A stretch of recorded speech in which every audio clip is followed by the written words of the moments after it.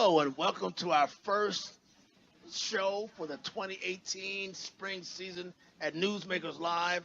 We're calling this a soft open, a beginning to our season that promises to hold a lot of surprises, a lot of female guests.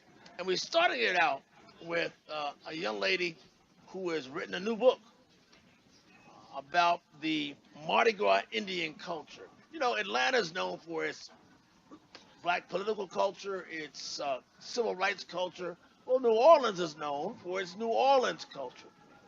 Let me introduce you to my wife and my friend and the author of Rhythm, Ritual, and Resistance, Robin Ligon-Eaton, with her book.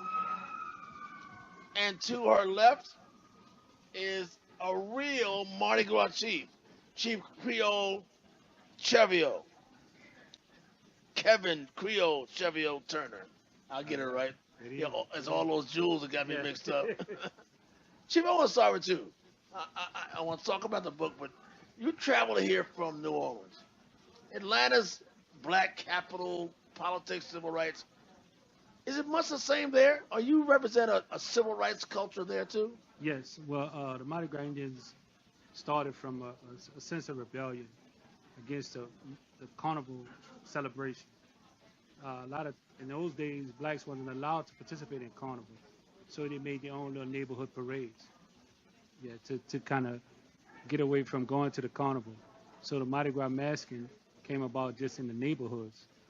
Then as the years went on, more neighborhoods got involved, and it just outgrew itself.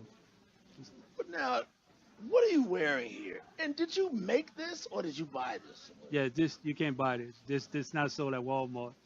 It's not sold at Kmart. You can't just one beat at a time. It takes about a year and a half to make a complete suit. Chief, you're a big man. You're a bad brother. You actually sew? Yeah, I make the whole suit, the pants, the jacket. I do all the artwork. I do all my bead work. I do everything myself. Robin LeJean Williams, when you wrote the book, I'm glad to say. Now I'm in Eaton. What is the story here? What is this about? What is the book about? Well, I mean, it was a rebellion because black folks were not allowed to be in carnival. Yes, that is true. But I think it goes deeper than that. And this particular story started with a 20-year-long search on my behalf to understand really where it comes from. And when I talk to incredible, talented musical legend, Big Chief Bo Dallas, back in 1997, we had a conversation. I said, Chief, where does this come from? I'm of Native American heritage myself. I'm Miami Indian. So I said, where does it really come from? He said, well, we're paying tribute to the Native American tribes that took us in during slavery. We're all fighting for the same cause. We're all fighting the oppressor. And we did that together.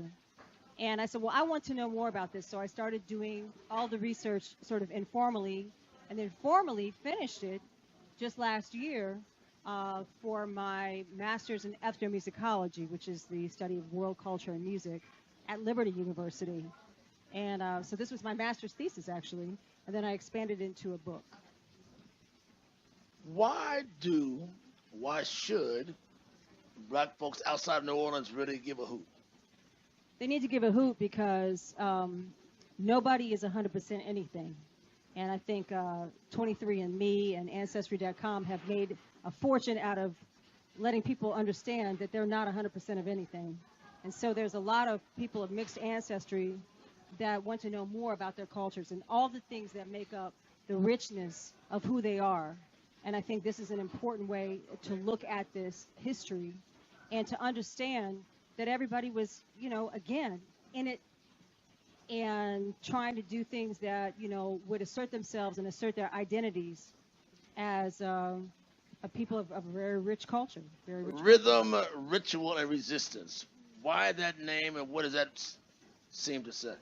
Rhythm talks about the musical aspects, many of which come from Africa.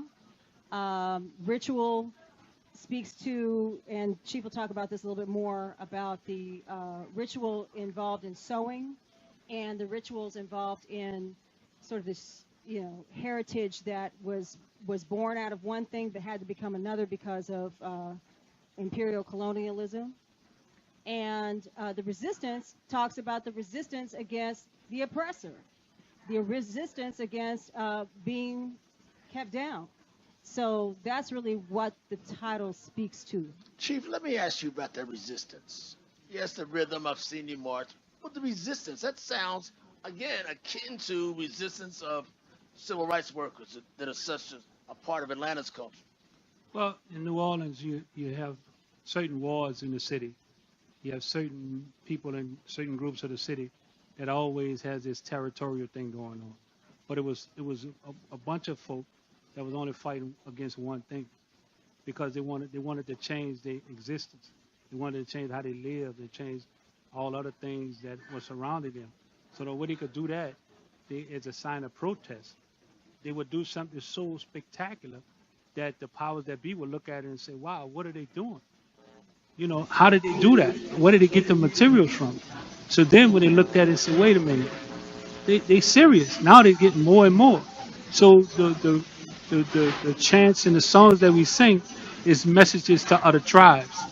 And the things that we do is messages, secret messages hidden in songs and chants that we do. That's a part of the ritual part, the chant. Then Like what? What's a chant? A chant that well, says it's just what? "Shoe fly don't bother me." It's like you getting on my nerve, like a regular fly flying around. So if it's another tribe that you really don't like, and his work is not as pretty as yours, you say "Shoe fly don't bother me," mean get out the way.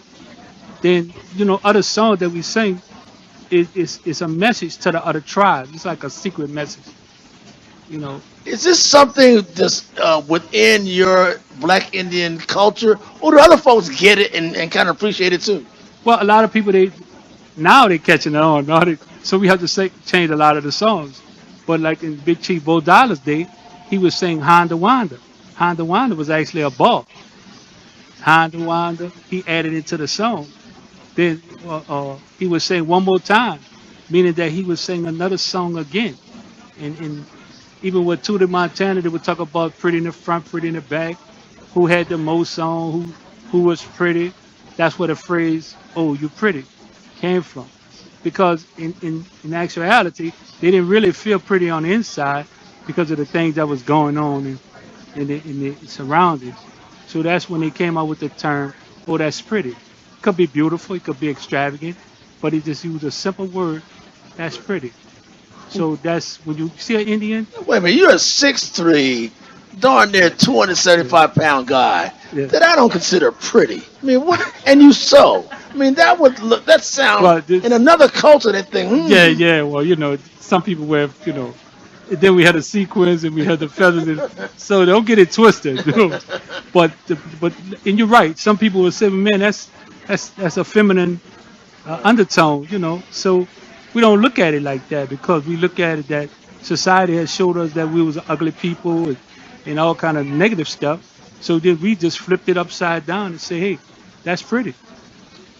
What's pretty about this, Robin? I think the prettiest thing about it is the fact that it really ties all the way back to the homeland. I think that's the prettiest thing about it, is that it has kept a culture, a masking culture alive. It's really just a continuation of the masquerade cultures we see in Africa. You say Africa is alive. I mean, what you're saying? This is tied together to some. Well, if you look in the book, you'll see that there's specific types of masquerades that you see on the street that very much resemble specific types of masquerades we see in Africa today. So the Egungun masquerade, the ancestor masquerade in Nigeria, is very similar. I also made a comparison with the guy who's on front of the book, Big Chief Victor Harris. He's one of the most African-esque masquerade Indians in New Orleans. But his stuff really looks a lot like what you'd see in Mali from the Wasalenke people. So I make those comparisons in the book. But, I mean, it is a merging, a gumbo pot, a melding of all of these influences, Native American, but I would say, for the most part, African and African diaspora, Haiti, Cuba, all those things, the music, the masking, the materials, the sequins you see in Haitian works as well. So you see all of these things kind of connected in this masquerade tradition in New Orleans. And that's what makes it special and pretty. Chief, I gotta ask you this. You two are friends, Yeah. but are you getting some pushback because this lady with some Indian heritage, but this is a white lady talking about your culture? Has that caused some controversy in New Orleans? Well, And the book is popular. I'm gonna say this. Look at my skin tone and look at her skin tone. My grandfather was her color. My grandmother was dark, like that lady color over there, a cocoa brown. I would call my grandmother cocoa brown.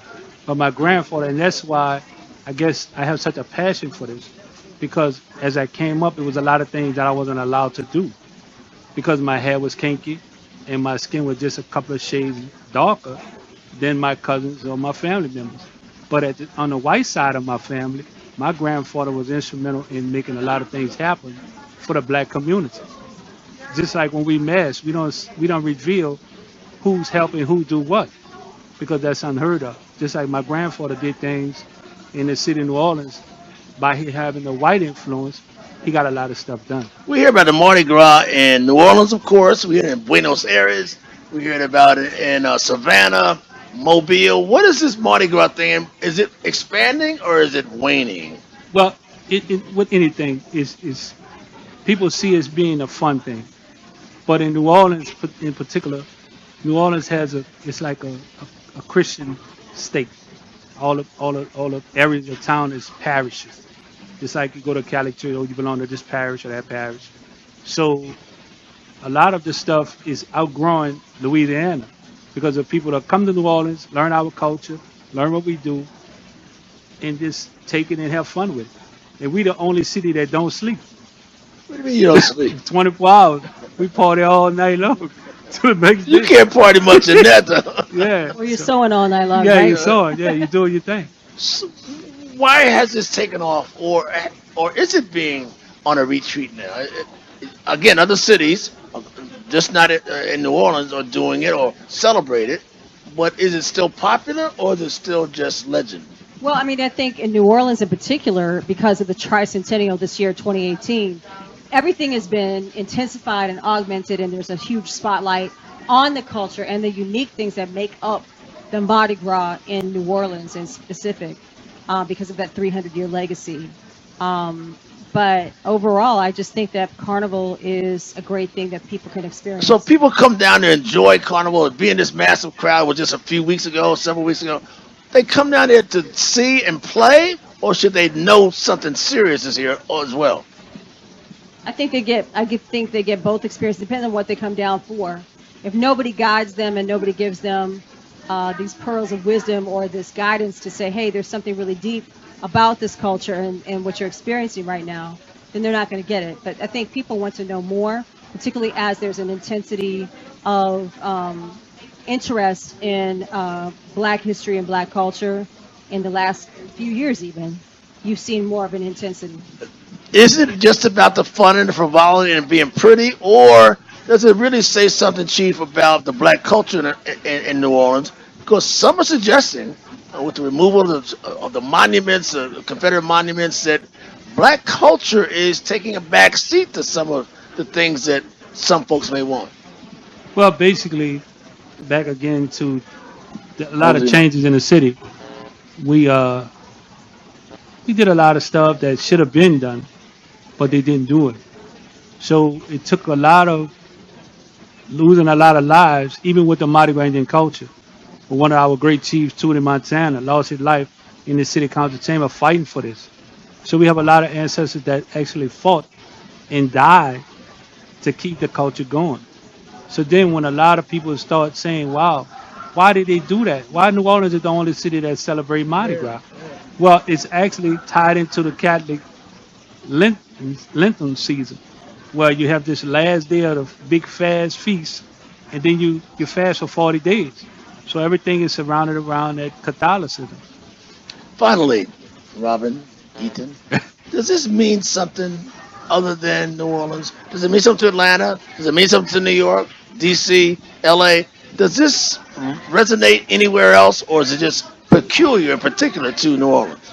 Well, like I said before, I think that these guys for the last 300 years were much before Black Panther came out. They're superheroes. And they're superheroes to their neighborhoods. They're superheroes to their communities.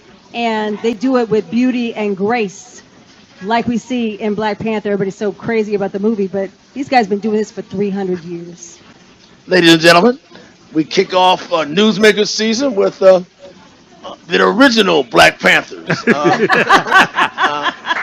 We'll be back in a week or two with our formal kickoff to our 10th season at Newsmakers Live. For me and Jim Welcome, see you next time. Thank you so much. Thank you.